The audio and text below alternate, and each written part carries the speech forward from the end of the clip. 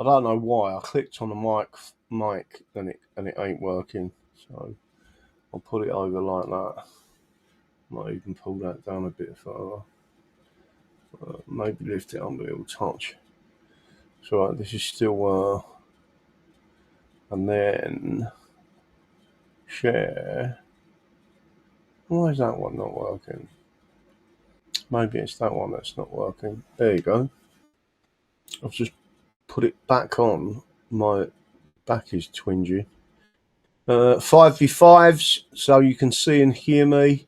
I've put it up on your screen. I'm going to get straight into this. George Galloway, bear in mind he's blocked me some time ago, even though I was quite kind to him. Well, when I say kind to him, I think I've been kind to him, apart from the fact that I said that I would banish him from England. That's not being unkind. He's a Scot.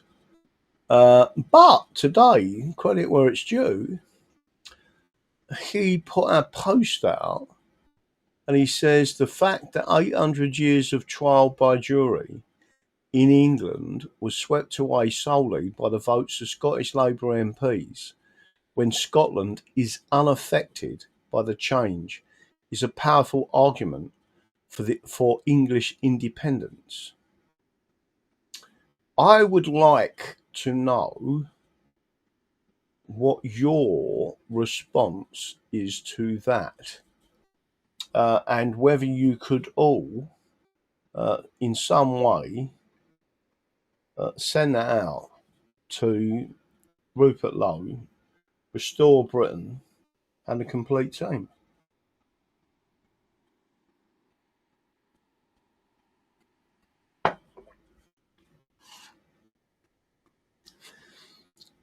This is why I say,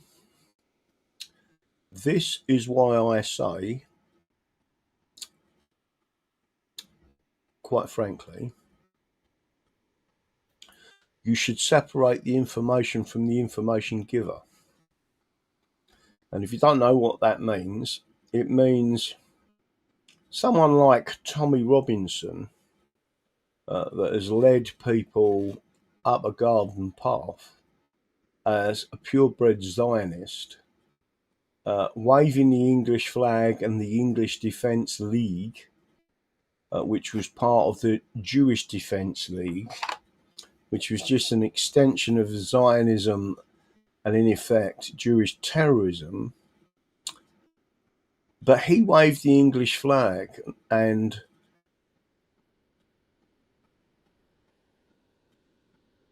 the British promoted him, even negatively. They did the same thing with Nigel Farage. But he was waving the English flag. So the person who was most virulently opposed to the Union destruction was George Galloway.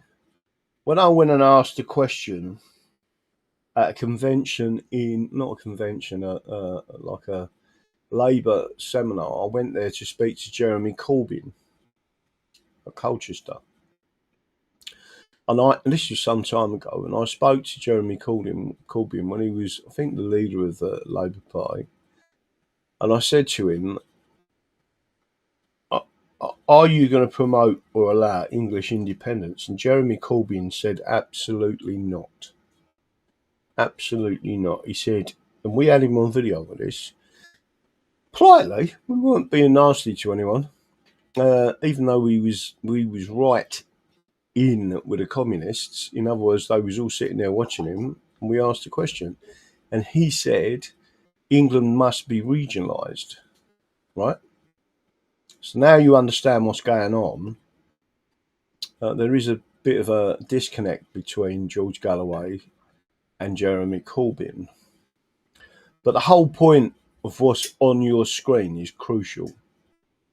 Now, think of Nigel Farage, that during the Scottish independence referendum, and bearing in mind what I believe, that Alex Salmond was assassinated. Right, he was out in, was it Montenegro, giving us a political speech. People said he died during the speech. He didn't. He sat down for something to eat, had a couple of mouthfuls, and had a sudden massive heart attack.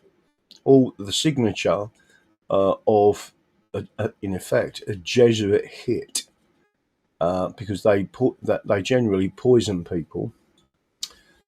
But if you think about Nigel Farage, when the independence referendum came up, he went up there and he got egged out of Scotland, quite violently egged out of Scotland, and he was promoting unionism. Now, that was in 2014.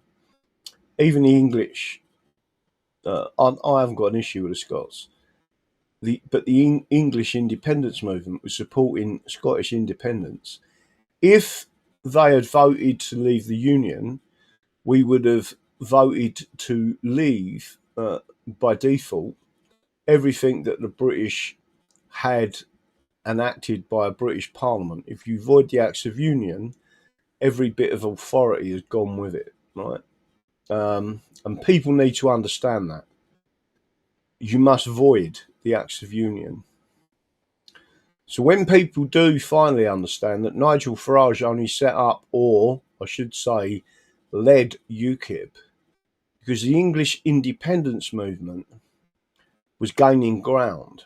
We had 30,000 members 15 years ago, 20 years ago, 30,000 members. And they needed a way of quelling the English. And that's the thing you have to be really careful of, right? And as a warning to Rupert Lowe, the last person that bowled around as an MP, speaking up for England, was assassinated.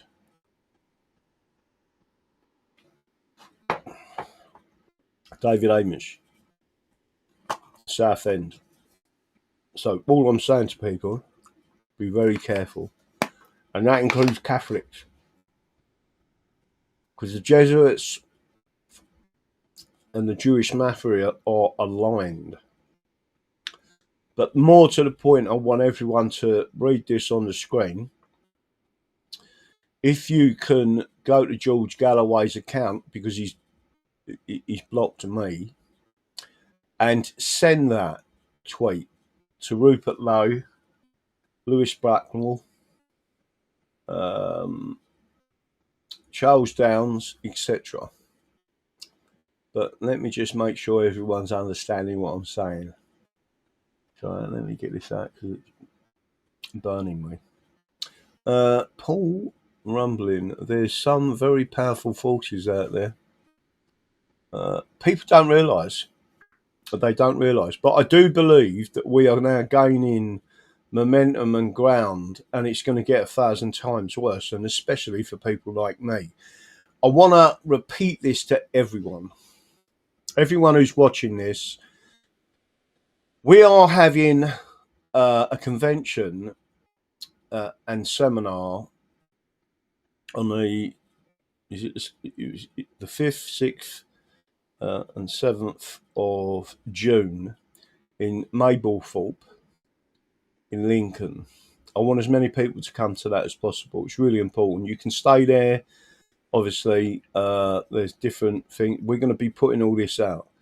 But one of the reasons is because I do need to talk to people about the English Constitution Party versus the English Constitution Society. And we're going to have a political vote there. So I want as many members of the English Constitution Party to come along, as well as the English Constitution Society. We're both on the same team. It's the same team. It's run by all of us. The same volunteers in the background. But we've got to have a serious conversation about Restore Britain. And I want as many people, don't wait. I want as many people, and I'm not suggesting anything untoward is happening in the background, but what I do want is as many people as possible. This isn't about me, right? You have been, and you are, one of the most loyal audiences ever. We're all like friends. But only have English and England's cause at my heart. That's what drives me. England, nothing else. England, right? It's not about me. And each and one of you need to make a decision to assist Restore Britain, to join Restore Britain, to become candidates for Restore Britain, and to raise the English flag and say, restore England and restore the English Constitution. But again, we're going to have a bigger discussion in June about that. I don't know. You should all have my views, and you know my views on people with degrees. That they are a product of the slow march through the institutions. Even when you look at juries, it was in the mid and late 1800s when they started transferring jury trials or non-jury trials to magistrates. That was at the height of Karl Marx. Where's Mildred gone? That was at the height of Karl Marx, right? Before the Fabian Society, but the Fabian Society was in effect a shrine to Karl Marx, and in my opinion, a shrine to Satanism. That's my honest opinion of who the Fabians are. The Civil War in America, I believe, was caused partly by Karl Marx. Lincoln was influenced by Karl Marx. That's not bullshit, by the way. You can go and read it. In fact, there is a particular person from the southern states of America that is on Twitter that we follow each other. He's like me, but an American who has truly read and truly understands the American Civil War, right? And he actually says there that Karl Marx did influence Lincoln. I think there was personal letters between them, etc. So just think about what's actually going on out there.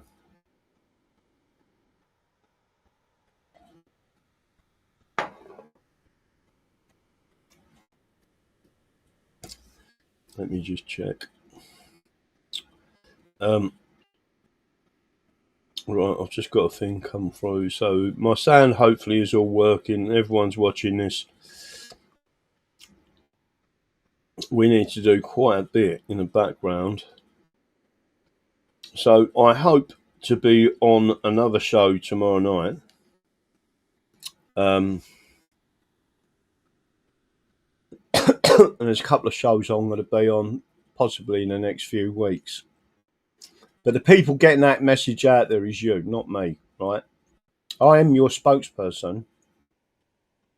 You all understand the difference between British and English, and I think more and more people are understanding that it is the English under attack. When they understand why, that it is the English common law that is a direct threat to the globalists and to communism and to Sharia and to Judaism, right?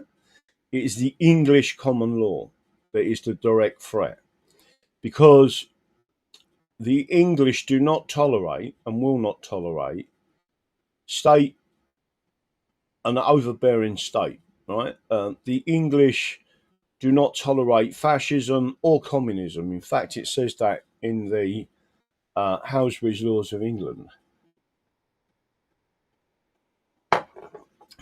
What we've got to do is start pushing all this. Les and Patchy. How's Patchy anyway, my little mate? Let me see if everyone else is out there. So my opinion is we have started making progress with our voice. I mean, if anyone wants to go and have a look at that other one, and I'm going to bring it up on the screen now, share this tab instead, and then I'm going to push it forward and hit the button. You're going to get. I do like that. The way he edited that, it is funny. We're at 93,000 views 4 days ago when that was released. 1,928 comments. So everyone should understand what that is getting out there, and there's more and more people. I mean, even in my local pub have mentioned it. What you don't see is though a lot of those numbers are actually adjusted. They don't want people to see the real numbers. He's also on. So, for example, Liam Tufts. He's also on Spotify. He's on Facebook, I believe. He's on other bits and pieces. At Facebook, I'm completely banned on. Right. I mean, I may at some stage in the future see if we can restart, but I don't think there's any point because they won't allow me to get the message out there. So all I'm doing is just letting people know. But that one's had 93,000. And again, I need you to share that as much as possible. So what I'm going to do is pick that one up, copy it. Don't think because you've already shared it that you don't need to share it again. When you reshare, you get a new set of audience who never see the first share, see it again. It's a bit like when I say, when you go through this, if you keep sharing this show during the show or the chat, you will see it. You will see the numbers going up because more and more people are clicking on it. Let's have a quick look. So I'll put that out there. Anonymous Cat, thank you very much, Tracy. Everyone's out there. Bry54. These parasites, Corbyn, Gallows, Farage, just continuity. Shapeshifter around pocketing people's money without even achieving fuck all. No, I agree with you. Listen, for what we've done on a little bit of money, and me probably coming very close to bankrupting myself, I don't think, because of the situation that's currently happening, I'll ever be a member of Parliament because of the bankruptcy. But even so, I would say to restore, I'm not worried about that. What I want to do is make sure that we are promoting England and that we are pushing England forward, right? And we've got to have a significant force that understands the English Constitution. I think George Galloway, and I'm going to go back to sharing that again, is really important. I'll tell you for why. Because he was a really good friend of Tony Benn, right? And if you speak to my dad, he sometimes says you sound a bit like Tony Benn sometimes. Well, Tony Benn understood the Constitution, and he understood that England's Constitution was there to protect the people. Although it partially protects the Crown, meaning that we cannot harm the Crown. Even if you go back to Magna Carta, Article 61, and I've shown this on the show before, is still valid. In fact, on the other computer, which I haven't got booted up again yet, we've got clips of, I think it was Lord Judge, who was either the Master of the Rolls. He was senior anyway. He was talking America, and he said Article 61 is valid. It's still valid to this day. And you cannot repeal the Magna Carta. But our Constitution is more than Magna Carta. It continued over time. The English Bill of Rights protected the Magna Carta, Chapter 3, and that was erased in 1868, right? A few years after, they changed the Oath Act and allowed a Rothschild to take the position, and Jewish judges and people within the civil service who was Jewish. Now, I'm not massively having a go at the Jews, but the Jesuits and the Jews work together. And that's what we've got to be very careful of.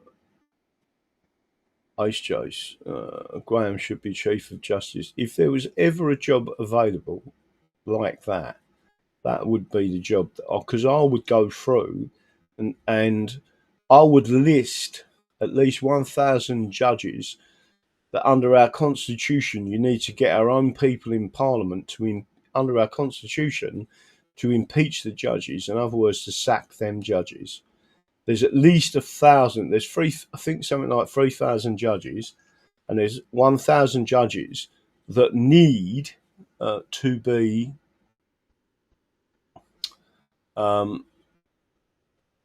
Let me see if I can go back and show you something else. There was something that someone sent me today. I'm not sure I can show it on the screen without showing the whole thing out. And it was this part here. Let me see if I can bring it over to you. This was a book about A.V. Dicey. And he basically says that Dicey changed his mind about the sovereignty of Parliament. Dicey became concerned. Let's see if I can share this with you. He came concerned. Why that started kicking, I don't know. But it has. Oh.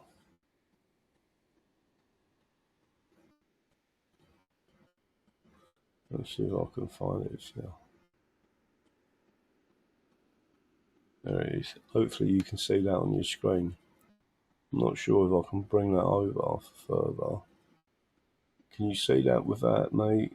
When we get to the bottom part. Let's see if I can raise it up slightly. If you have a look in the roughly about 1, 2, 3, third down, he says, in lectures delivered at Harvard, published in 1905, in lectures on the relation between law and public opinion in England during the 19th century, Dicey expressed some alarm about the growth in collectivism, which is communism. And whereas in 1885 he had talked of judge-made law in the past tense, by 1905 he assumed it was very much alive. By then, jurisprudently, he accepted that the best part of the law of England is judge-made law. Judge-made law is common law. Nor let anyone imagine that judicial legislation is a kind of lawmaking which belongs wholly to the past, and which has been put an end to by the annual meetings and the legislative activity of modern parliaments.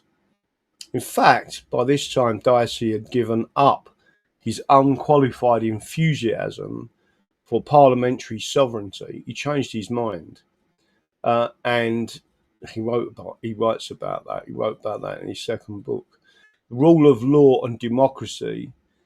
He by then welcomed the fact that judges are, for the most part, persons of conservative disposition. He admired the Taft-Vale earlier position on parliamentary sovereignty based on democratic franchise and the rule of law, defining a formalistic role for the judges, which dominated the 20th century. Stevens' Law and Politics, N4 above at 104, and then it tells you where it all is, right?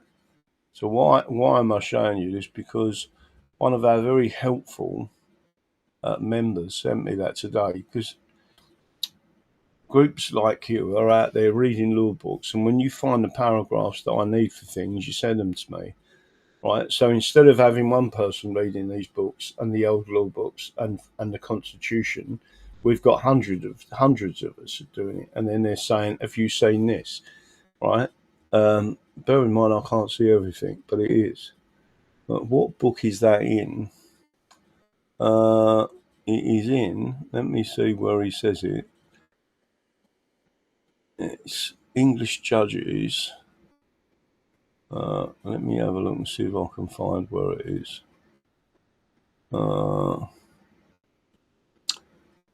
It's about Dicey. I don't know, but if he's watching the show, he'll probably let me know in a couple of minutes, and I'll see his message come up. You too what? Turn it off. Sure, you're warm enough. Yeah, I'm well warm enough.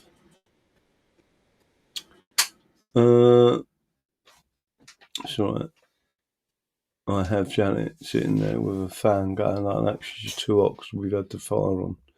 It was freezing in her earlier. And my back is still killing me at the moment, so I've got to sort that out for that. You don't seem to be having much trouble with your back tonight, DD. I hope it's getting better. Let me tell you something. It's because I am absolutely not moving in this chair. I can feel it pulling with my back, right? That means the muscles going into spasm. But I'm on some very strong medication, and I decided about an hour ago to have something to eat, but part of having something to eat was to have 2 pints of cider mixed with codeine, which probably ain't a good idea. And the boxer. Yeah, so I'm like, oh, right, but it does seem to have helped a little bit. G2G, I'll catch up. Where's this one? Let me have a look. Wilnut, too much rumpy pumpy, Graham. Wilnut, how could you even consider that? There is an exercise that helps me, and it's your pelvis moving backwards and forwards, right? So when I get out of this chair tonight, you don't see it. I actually move my pelvis forward. And my fiance thinks, when I'm thinking, I'm just trying to move me back. It's not a trigger. But there you go. Hello. Let me have a look. Will, son, it's funny though because it does work. That there's like just moving my pelvis forward and backwards like that. But you can't walk up the street doing that. And you certainly can't stand in a pub doing it. I think you're a fucking weirdo. I don't want to get barred from the pub, do I? There you go. DD, you have to give a chiropractor a go. Well, it's funny you should say that because I've gone to an osteopath. Just briefly, I'll talk about me back.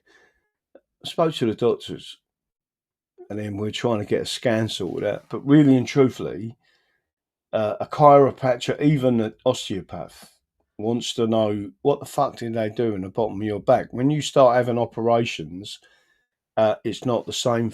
That they need to know what's gone on in there because otherwise they could be doing something that makes it worse. DD, are you a secret lemonade drinking? Yeah. We're not at war, just sending men and stuff. Laugh out loud. Yeah, I know. There's a lot of madness going out on there. But again, hit the like button. Don't forget to subscribe. The numbers are gradually going up. And we need to get more and more people out there listening to this. So there's quite a bit. There is quite a bit coming up in the pipeline, I think. The problem I've got. So let's go back and forget about me back for a sec. The problem I have with all these so-called political parties is they have a preference for people with political degrees. They have a preference for people in any form of degree. And at the end of the degree process, the only thing that you're really proving is that you are a high potential to be a product of the slow march through the institutions. And that concerns me. And they particularly don't like working class. I mean, anyone will understand that the English Constitution Party is the most genuine working class party ever, right? I'm not suggesting that I would bar people from standing if they've got a degree, but I would question some of their views to try and get an answer from them, how they are on what they're doing.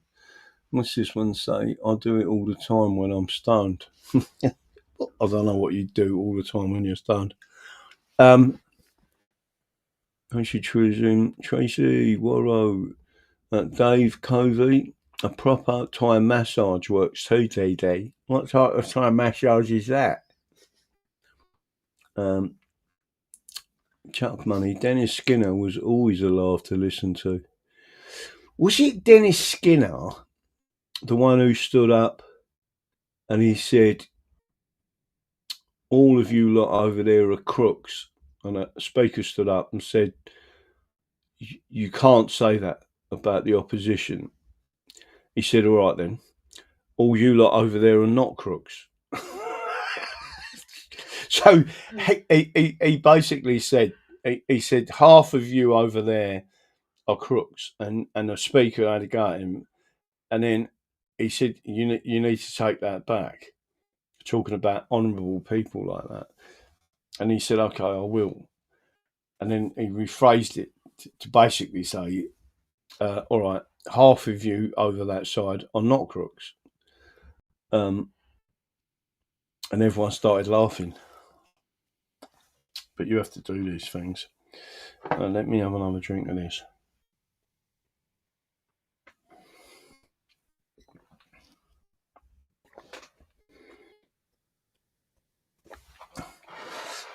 Yes, so tonight I have a personal assistant, by the way, who switched the lights on for me so I can just sit down, get this rigged up and go click, and it works.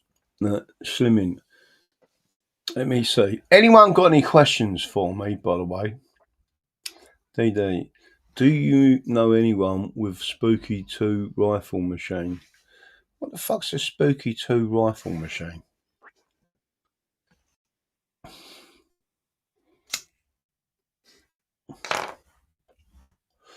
And no, I don't normally smoke either, but it's been aching.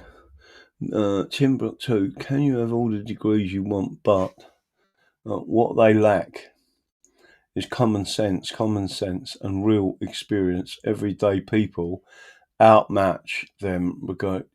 And proper business people, which prior to the 1911 Parliament Act is who was in Parliament, right? You know, people didn't like them because they was businessmen and they was wealthy, and you know, this jealousy thing gets in. I've run businesses. I've had successful businesses, right? And when you're running a business yourself and you're working 18 hours a day, sometimes 7 days a week, most time, you know, you don't get holiday pay. If you don't do it, someone else ain't going to do it. You have, and you're always thinking about everything. You become the bookkeeper. You become the person doing this. You become everything. Frequency healing. Oh, right. No, I don't know anyone with one of them machines. Actually, there is someone who's got a frequency healing machine. Anonymous Cat. DD, I know that the Constitution protects the monarchy. Thou, as KC, has breached the oath. Does that dissolve and remove the rights to protections? The answer to that is yeah, it does. Because in effect, once you perjure your oath as the king, which he has done, right? He's already perjured his oath. Just look around and see the state of the country and the things that have been done at the moment. Him allowing laws that affect our rights directly when he should be stepping in and vetoing them laws, and he isn't, because people don't want that. So he has perjured his oath, and he's perjured his oath. Some people say that he's already converted to Islam.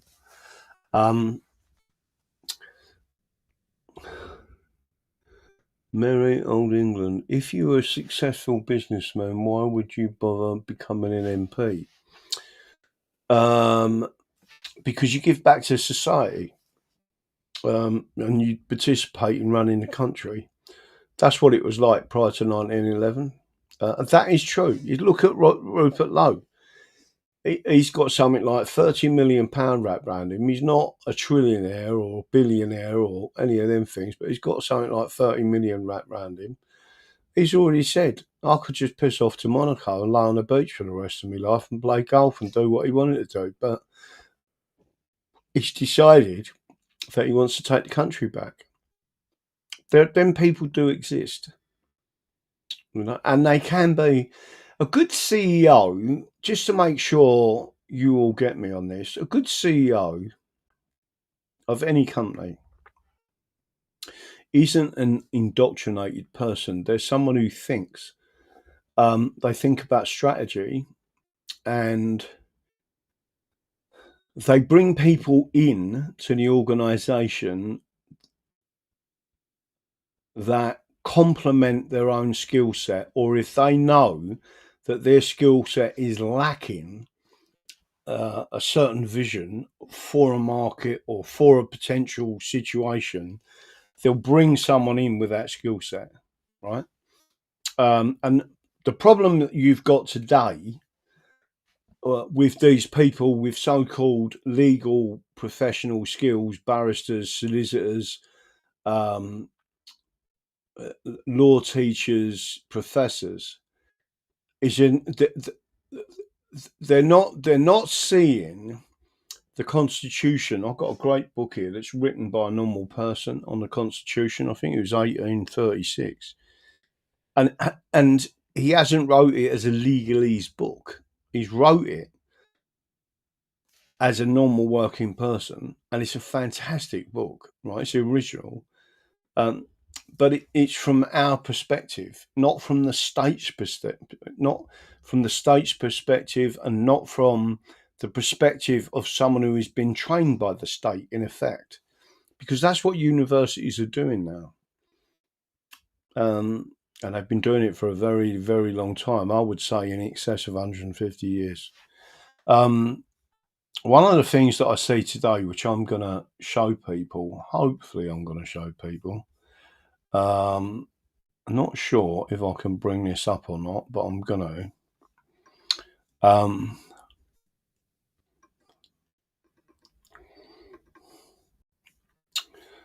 How can I get that brought up? Let's see if I can find it. I'm going to show you something, because people often say to me, let's see if this is in there. Not that one, not that one, not that one, not that one. There's some weirdo stuff going on there. What I'm going to do is show you this one. This is from, it was Dino Bane that put this on, and evidently, let me put this on there, because I think there's a lot of people who haven't seen this. There's a full video of it somewhere. I'm not sure where it is, but I'm going to bring it up on the screen for you to all watch it, right? Why am I bringing this up? Because David Cameron, I called him a traitor a long time ago. I see this video probably 10, 15 years ago. And on Twitter, I said he was a traitor. Got a lot of pushback on there from that. Everyone saying what a lovely man he was and all that, right? There's a lot of Fabians in the Tory party. Georgia Osborne's sister-in-law converted to Islam. George Osborne brought in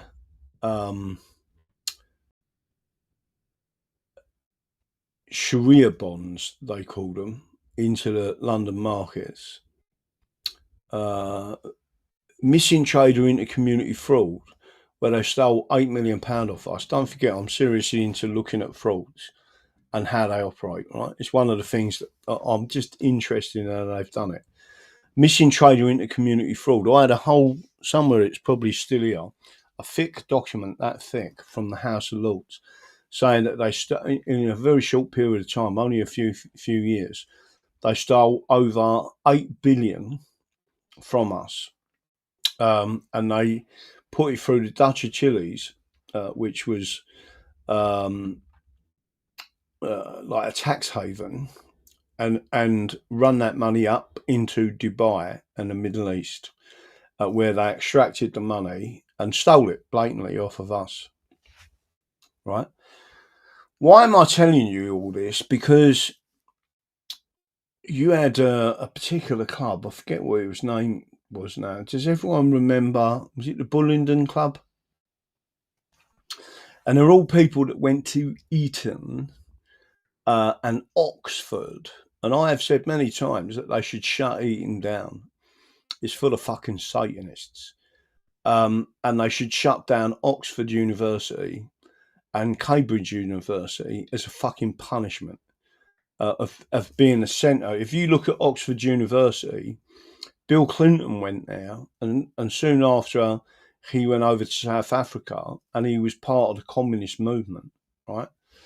And it stems from Oxford, right? But I'm going to show you something from Dino Bane. And I think people should. As I've said many times, for a party like the Conservatives, just to open the door and say, "Come on in." If all you see is a sea of white Christian faces, you need to see people from your own communities getting to the top of the army, getting to the top of the legal profession, getting to the top of the business, and yes, getting to the top of the Conservative Party and politics too. So the truth is, if we're going to build that strong, vibrant and inclusive society, we need more role models like this. Many more Muslim men and women at the top of British businesses, many more Muslim soldiers in the highest level of command, and of course, more Muslims in our parliament. So there's not just one Muslim in the cabinet and one in the shadow cabinet, but British Muslims all across government in positions of leadership and authority.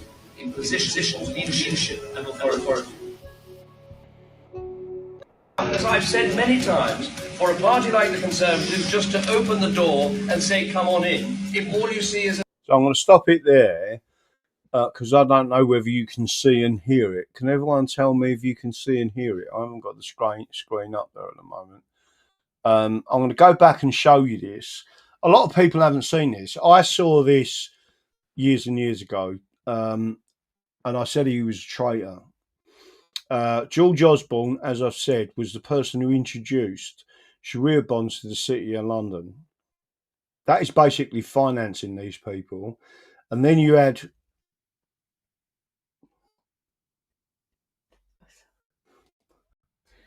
then you had let's put me off my stroke. Then you had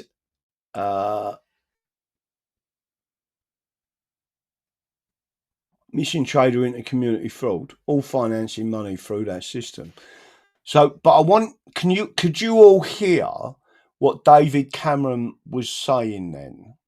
Because I'm going to play it again. I want people to fully understand what these people have done to us. This is treason. And one of the things I've said is that you need to go back to the old way of dealing with treason. And that is, you need to hang people, draw and quarter them. The last time that sentence was handed down was the Cato conspiracy in 1820. Here's the irony. One of them was a black man. There was 5 of them that got that sentence. The other 20, I believe, were transported, some to Africa, which was worse than Australia. But one of the guys that and I can bring it up and go through the case, and people would be shocked. It was a black guy that came from Jamaica. He then went to Edinburgh University. He was a carpenter. He went to Edinburgh University, was educated there in mathematics. He come down to London and got involved with the conspiracy. And the conspiracy was to subvert the English Constitution. And during that trial at the Old Bailey in 1820, the Cato conspiracy, he played the race card. And the judge said, "This jury is here to judge you for the crime that you have alleged to have committed. They will not judge you on the colour of your skin. They will judge you on the crime." By the way, he got found guilty, and so did the other 4 with him. And the judge handed down a sentence in 1820 to be hanged drawn and quartered. And then the judge lost his bottle and rescinded the drawing and quartering and just hung them and cut their heads off. And the crowd booed because they was mutilating the bodies of the men that they had just cut down. And they placed their heads in the coffins. If you go and research this, you'll see it. It's a really interesting story, and it's an interesting true crime. But again, people need to understand how serious it is. It's not, treason means that you are committing offence against our ancestors, against the current population, and against the future generation, right? That's why that sentence was so harsh. And by the way, they hanged you until you was unconscious but still alive, put you upside down and sawed you in half while you was still alive. And the crowd could see that you was still alive. It may sound barbaric, but so is treason. Because you destroy a country, you destroy an 1100-year-old and by country, which is England. And just to make sure everyone's clear on this, England became a nation. It is the oldest nation in the world, right? Technically, even older than Scotland. And what people don't realise is it was 7 kingdoms before it became a single nation, one nation under God. And once people understand, England in effect went back 2,000 years. And when the Romans left, which they did, the people who came here and settled here, there were wars in Europe for 400 years non-stop, different people fighting each other. And England largely avoided that because we said, you can come here, you can stake a piece of land, you can look after your family, you can be a part of this high trust society and Christian nation, but don't bring your fucking war with you, right? And that's the way we was. So I'm going to play this again, and I want you to listen to exactly what he's saying. And this is David Cameron. As I've said many times, for a party like the Conservatives just to open the door and say, come on in, if all you see is a sea of white Christian faces, you need to see people from your own communities getting to the top of the army, getting to the top of the legal profession, getting to the top of the business, and yes, getting to the top of the Conservative Party and politics too. So the truth is, if we're going to build that strong, vibrant and inclusive society, we need more role models like this. Many more Muslim men and women at the top of British businesses, many more Muslim soldiers in the highest level of command, and of course, more Muslims in our parliament. So there's not just one Muslim in the cabinet and one in the shadow cabinet, but British Muslims all across government in positions of leadership and authority. In positions of leadership and authority. As I've said many times, for a party like the Conservatives just to open... So just to make sure everyone's aware of that, I'm going to go back to that one. I'm going to put that up there, and I want as many people as possible to share this. It's all right. So I'm boiling a kettle in the background. Well, I'm not. Let me just make sure I can put this out there for everyone to see.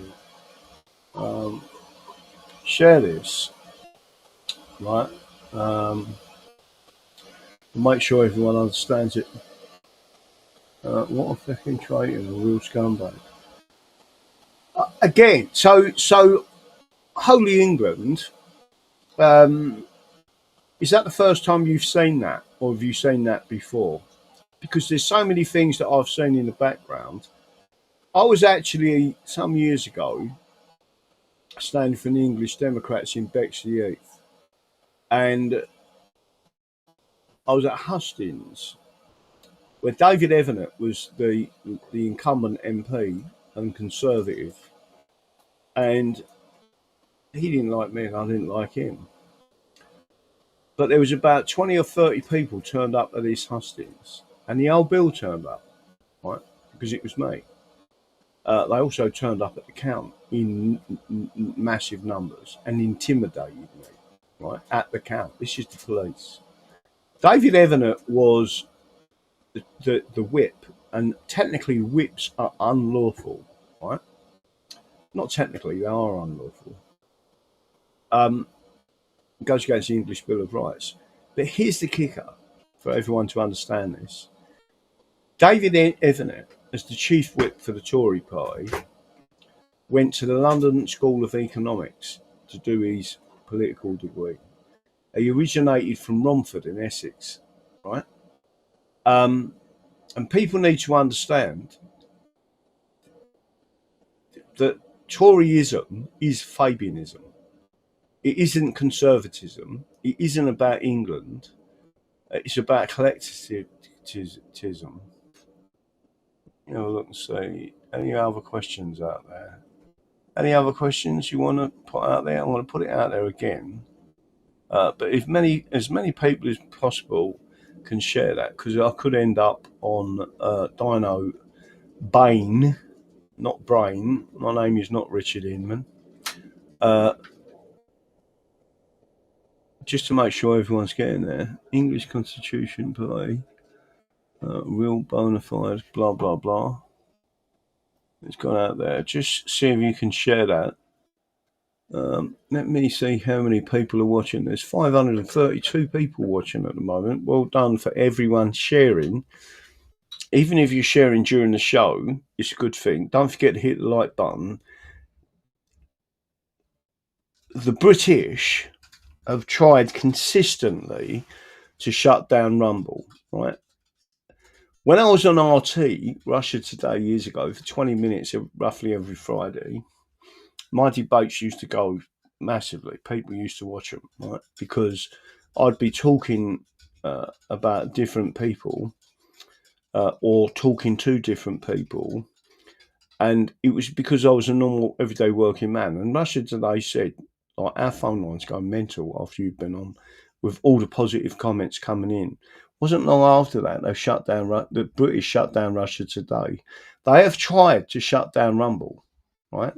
And the reason they're trying to shut down Rumble is because of people like me telling the truth. Like, if you went back through all my old videos, some of the stuff that I've brought up on Rumble, you wouldn't last 5 minutes on YouTube, right? You wouldn't last 5 minutes. I mean, even under Elon Musk, my account was taken out as soon as it got to 10,000. On Twitter, if they hadn't taken down all of my accounts, I'd have in excess of 40,000 subscribers or followers on Twitter. If I took back all of the accounts on YouTube, I'd have well in excess of 100,000, maybe 130,000 plus.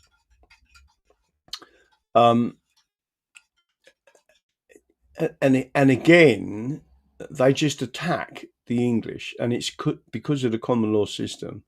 That's what they seek to shut down, just to make sure everyone's getting that. Dan the Lionheart, Russia is awesome. It sickens me how the old nations are treated, England included. No, I agree. And it was the Soviet Union that sought to destroy Russia. If people only knew, I mean, Alexander Zelenstein actually said, when he was asked what really pisses you off, and I put it out on Twitter, he actually said, don't forget he was a Soviet dissident, right? He was only about Russia, and he wrote 13 volumes, which I've read most of. Not that I remember it all, but it's gobsmacking what they did. And he said, when he was asked, what's your biggest bugbear? He said, the people who conflate Soviet and Russian. And he said, I am a Russian. I'm not Soviet. I am English. I'm not British. It's the same thing. And again, I've brought that up on a number of occasions. Let's have a look. Anyone else out there? White Dragon 81. Do you ever worry you are making too much progress with the loyal English that they might help you go quiet? I've never ever. Other people have worried around me, including my dad, who even quite recently in the last 5 years said to me, if you keep on, they're going to nut you up. And he was telling me to trust the government. And then he said to me, if you keep on, they're going to nut you off. I said, which one is it, Dad? Trust the government or they're going to nut me off. And he was like, all right. Right. So I just think of the people who fought and died for us, including my uncles, my granddads in First and Second World War. And by the way, they were English. They didn't regard themselves as British. British didn't come about until 1948, right, with the British Nationality Act. And the parts that they took out, and again, it was Clement Attlee, a Fabian, that did that. What we've got to do is be honest about what's actually going on. And going back to the earlier, let me bring it back on. I think it's important that people see this because, like I say, George Galloway has now, unfortunately, some time ago, he's blocked me on Twitter. Before that, we was talking to each other. I actually helped him out because he was robbed of an election in Batley and Spen, and I was one of the only. Now I'm supposed to be far right, right? And I said I'm not. I'm a constitutionalist. If people have voted for you, they voted for you. No one's got the right to change that, right? And he said thanks very much. I even wrote him out a statement. But there it is, George Galloway. The fact that 800 years of trial by jury in England was swept away solely by the votes of Scottish Labour MPs, when Scotland is unaffected by the change, is a powerful argument for English independence. All right. So everyone out there, I can't give you the link because I haven't got the link. But let me see if I can find you the link. I'll see if I can find you the link. But you need to retweet it and say,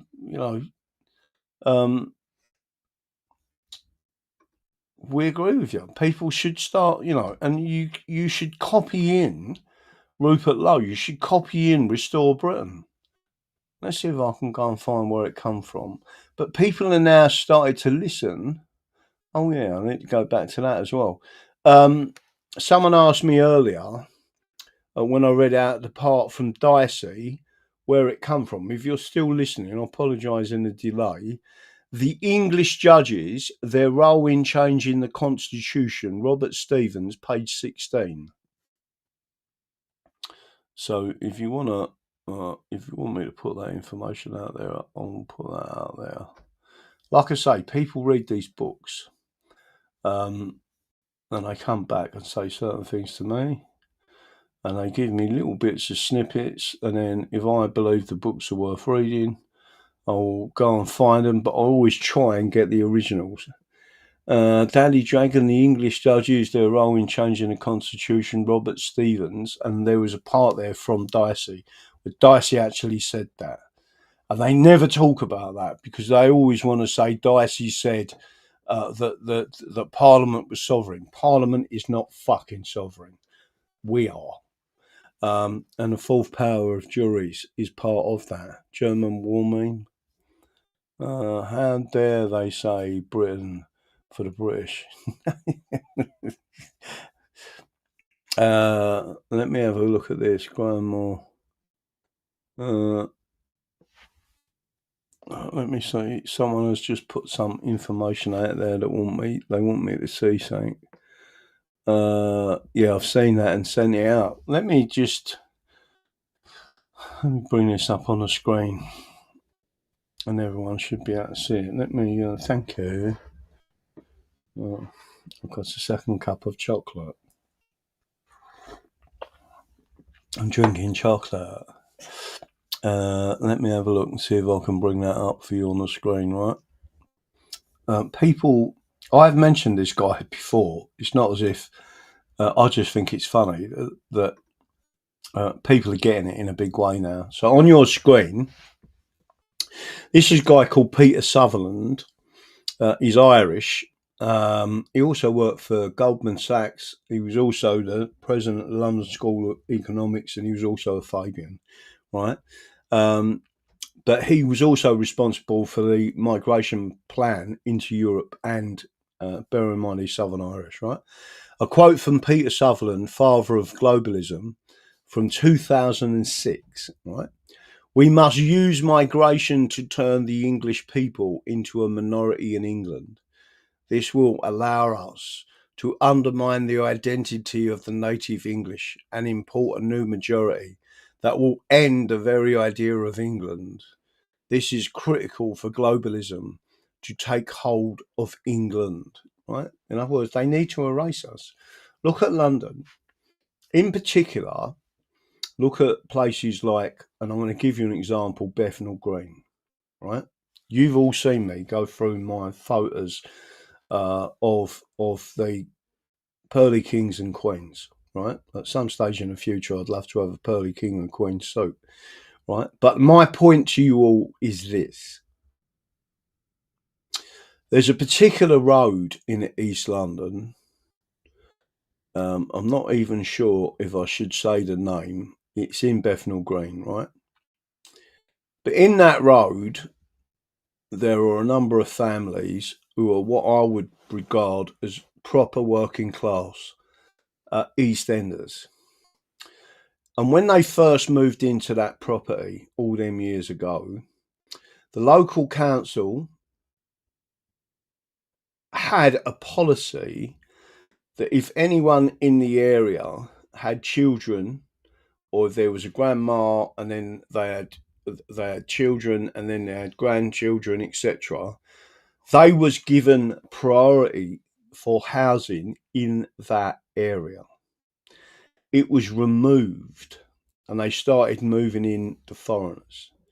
So they deliberately tried and succeeded in destroying East London. Anyone been anywhere near the East End, you will know exactly what the fuck I'm talking about, right?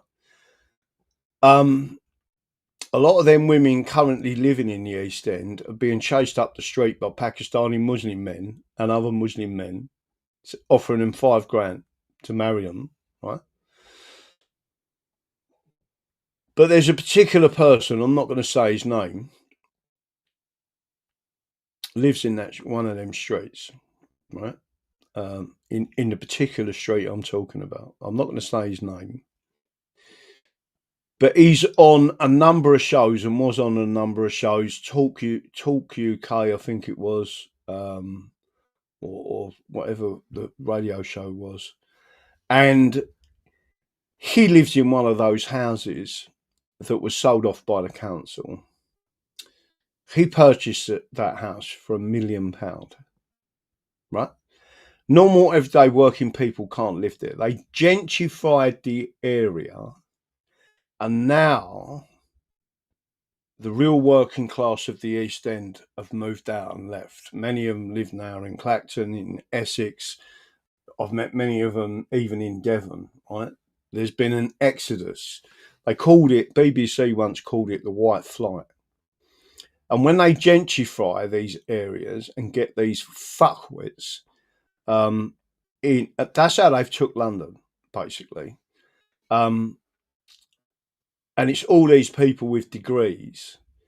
I'm not going to say who the person is, but again, they live a few doors away from someone I know in that particular road. That person lives in a council house. They cancelled and don't allow anyone. They even stopped through the tenancies, allowing the tenancy to be passed to the next generation of kids, right? That's how bad it is. So I'm just saying that. See my comment on DMSO. Where is your comment on DMSO? But does everyone understand that? So Peter Sutherland I have covered him in detail on Rumble, explaining exactly who he is. You've only got to go and have a look, right? Go and have a look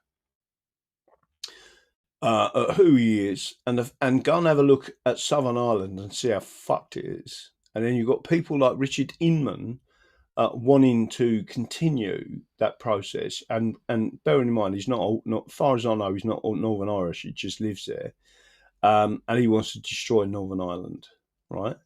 And Northern Irish are more English than the English.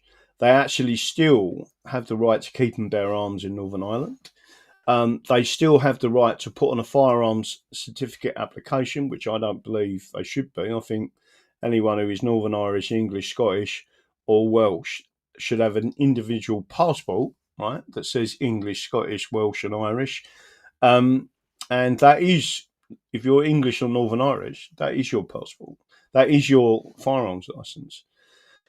And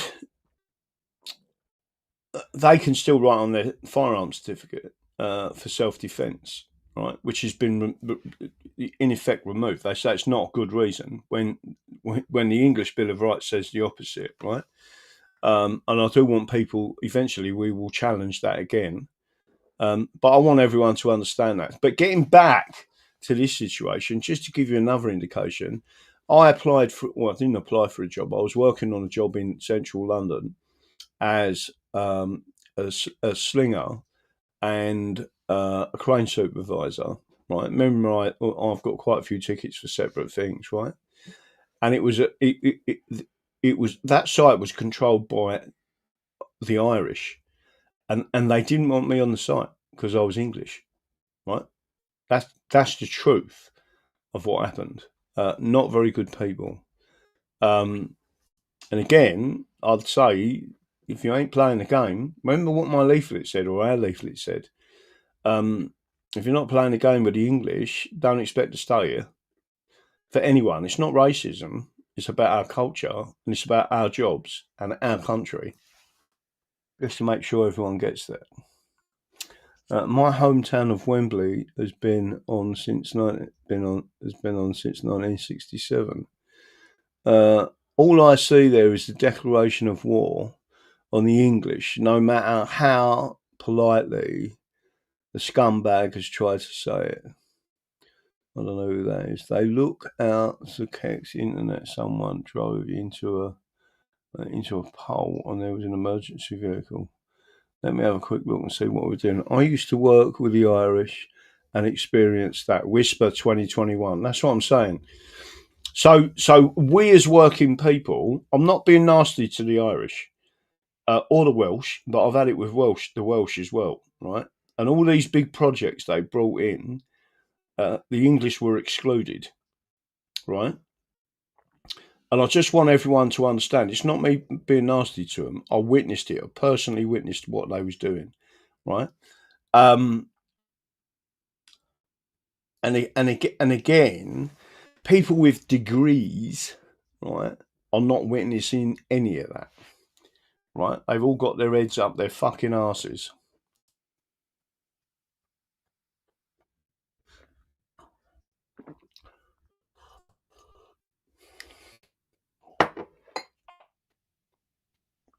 Funky tattoos. I agree with you. Cockney. Hiya, Trace. Cockney! West Ham United. Cockney girl, West Ham United. How you doing? Well, you was originally from the East End. Where in the East End did you come from? Cockney girl, West Ham United. Trace, they're all act like victims apart from the English. No, I agree. A clergy plan happening now. Parliamentary treasonous. It's been happening a long time. But we need people, real people, to stand up for us. Go to mum. Cockney girl breaks your heart, hey. Let me have a quick look. Andy, that's one of the reasons the UDA remained legal in Ulster. Well done. Only prescribed in 1992. Same year Brian Nelson was in court and the UDR became the RIR, legally held firearms, not on an Irish passport now. I've worked with the Irish. They did control lots of building companies. Yeah, no, they did. And they made a lot of money out of it and all. Philip Flaville, the Nuremberg Code was written to prevent future atrocities so they could be held accountable under law. But being ignored, like the English Constitution, yeah, no, I agree with you. Who's this one? A makeshift. I lived in Gants Hill. Used to be great as well. Yeah, no, it did. All them areas. Let's have a look and see if there's anywhere else here. Gona Mum, Kew Gardens, Holly, England. The Constitution is the solution. It is. Return to the English Constitution and the law, and we can easily take this country back. But we need them. They ethnically cleansed the East End, says the Cockney girl, West Ham United. They ethnically cleansed East London. Would you agree with that? Yeah. Council half is for the Muslims and the other half is for the daddy bought me a house in Bath. All that's gone. Yeah, I know. So sad. Evening, Cockney girl. Apologies if I've missed responding to anyone. I'm having a chat. I'm having chat issues. Slimming, no worries. Chuck Manny, Simon Lacey. Who else is out there? Don't forget, sharing is caring. I'm seeing the numbers creeping up again because we want more and more people listening to what we've got to say. The biggest thing I'm going to say to everyone out there is we will never surrender England, and we need as many people. This isn't infiltration. It's about your English voice being heard within Restore, and the more people Restore Britain, I agree with, because I want to restore England to its original constitution and restore England, restore Scotland to the Scots, the Welsh to the Welsh, the Northern Irish to the Northern Irish, and we can assist Southern Ireland because I believe they understand now that they've made a terrible mistake by supporting Sinn Féin and the IRA. And we need to push forward. And we need to dig up that fucking monument in Islington Graveyard of Karl Marx and leave his bones to be picked on, if there's anything fucking left, at Traitors Gate. Canning Town. I could tell you a story about Canning Town. And a geezer called Billy the Bomb. Does anyone out there know someone called Billy the Bomb? You'd be surprised who I know.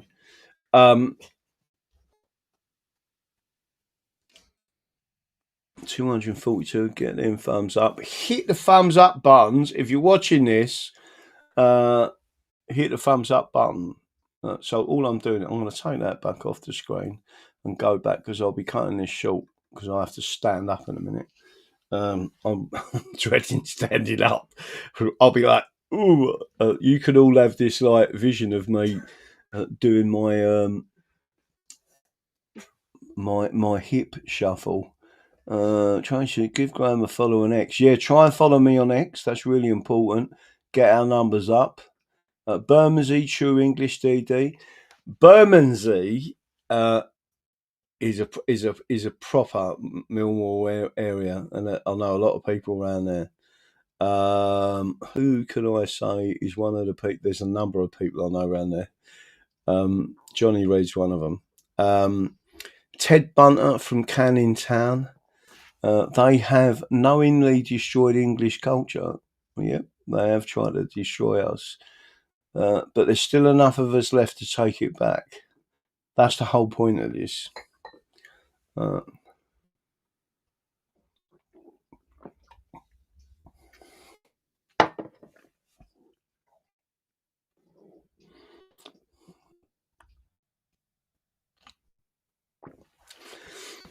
Someone has just said, what do you think of the notes getting changed to wild animals DD? Well, if they're going to take Churchill and other people off the notes and they're going to put animals on there, to please the Muslims, I think they should put a pig. If not,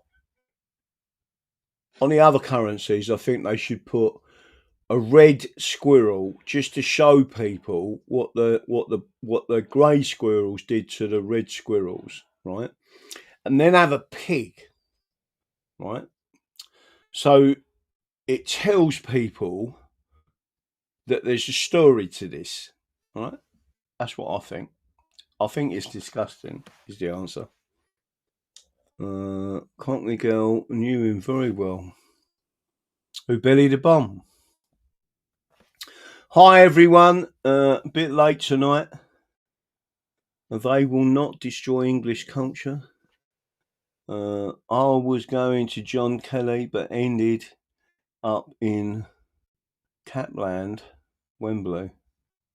Let me have a look here. Right, I'm going to be going very shortly. So Archibald's out there. Oh, right, my mum was at Ealing Grammar School. Oh, Archibald's mum was at grammar school. I ain't got a problem with grammar schools, funny enough, because it was mainly working class kids that went there, the more intelligent ones. Let me have a quick look. We're going to be taking it off now, so let me have a look. Anything else come up? Any questions I haven't answered? Jack Boo, DD, I thought Marx was buried in Highgate. Oh, it might be Highgate. I've never been there. I just know he's in North London somewhere. I'm trying to get me sniffer dog to go and find him. But evidently, there's all cameras, he's got a little shrine and all that. What we need is one of them fucking paddies we're trying to get rid of that go up there with his fucking little Murphy machine and smash the fucking thing down. Dig him up and throw him in the Thames. Good night, all. Good night to everyone. Don't forget what I believe in. The Constitution is the solution. And get this message out there. Don't forget, we've got loads of little events coming up. One in Weston-super-Mare. I hope my back's recovered by then. That's on the 7th of April in Weston-super-Mare. We will be putting that out very soon because I've got to start advertising that for people. We've got another one coming up. Where was the other one? There was another one coming up and all. We've got the one coming up in Norfolk, which should be fantastic. That's a 2-day event. And then we got our main one in Lincoln, where I want everyone to turn up there. Just come and have a beer. No fighting. Oh, hang on a minute. I'm moving on my seat.